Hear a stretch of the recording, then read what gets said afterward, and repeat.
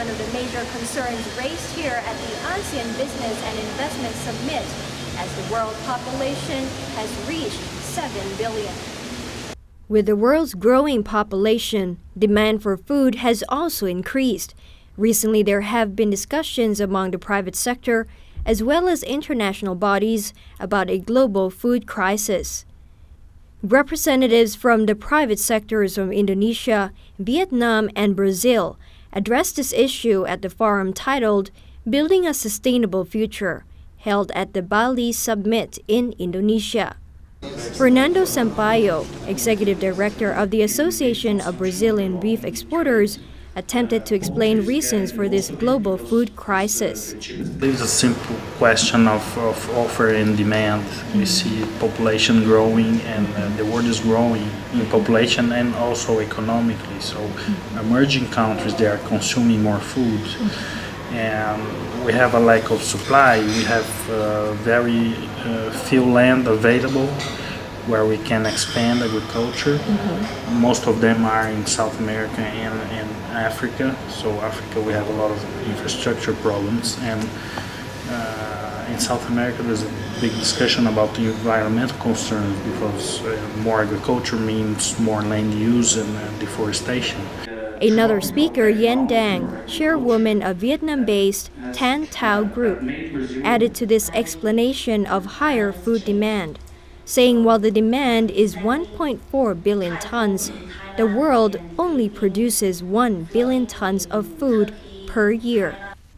Food production has lowered, according to Dang, and ASEAN countries, dubbed as the kitchen of the world for being the main food producers, are facing a food crisis.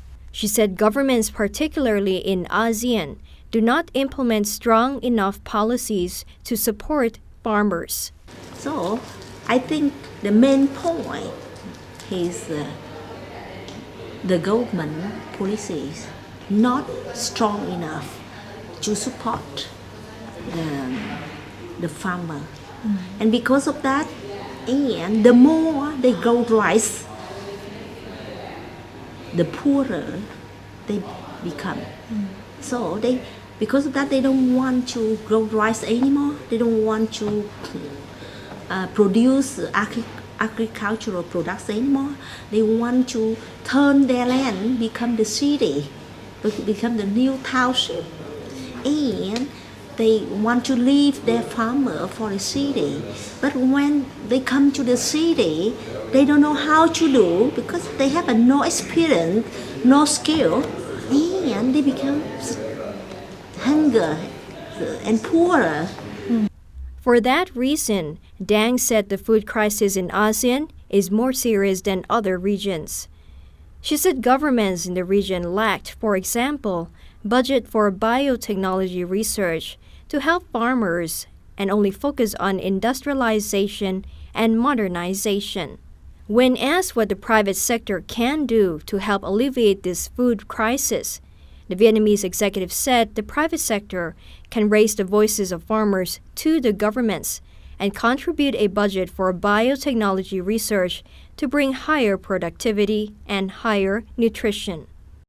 But only the government with their policies, it means strong enough policy, could change the farmer's life. Similarly, Sampaio also agreed with the contribution of the private sector in terms of technology research. To the private sector, investment in research is essential so that we can keep improving on the yields and on the harvest of all kinds of food products. He said it is also important that the private sector and governments try to find a balance between food production and preservation in each country. Wina Chongprasit, ASEAN TV, Bali, Indonesia.